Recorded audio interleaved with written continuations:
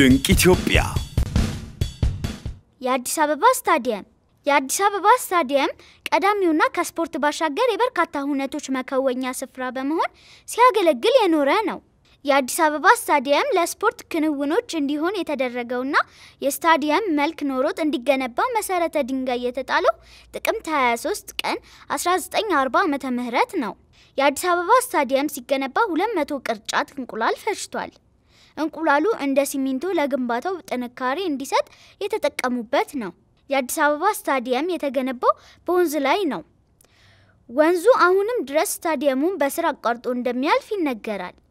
ስታዲየሙ ከ1953 እስከ 1967 ድረስ ስያሜው ቀዳማዊ ኃይለ ሥላሴ ስታዲየም ነበር። ከዚያ በኋላ ግን አዲስ አበባ ስታዲየም የሚለውን ስያሜ አገኘ።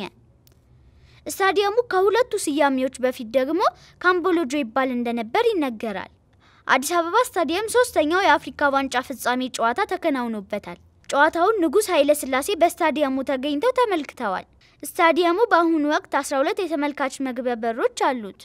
በስታዲየሙ ዙሪያ ያሉት የንግድ ሱቆች የተሰሩት ለ10ኛው የአፍሪካ ዋንጫ ነው። አዲስ አበባ ስታዲየም ከእግር ኳስ ባሻገር በርካታ ሃይማኖታዊና ፖለቲካዊ ሁነቶች አስተናግዷል።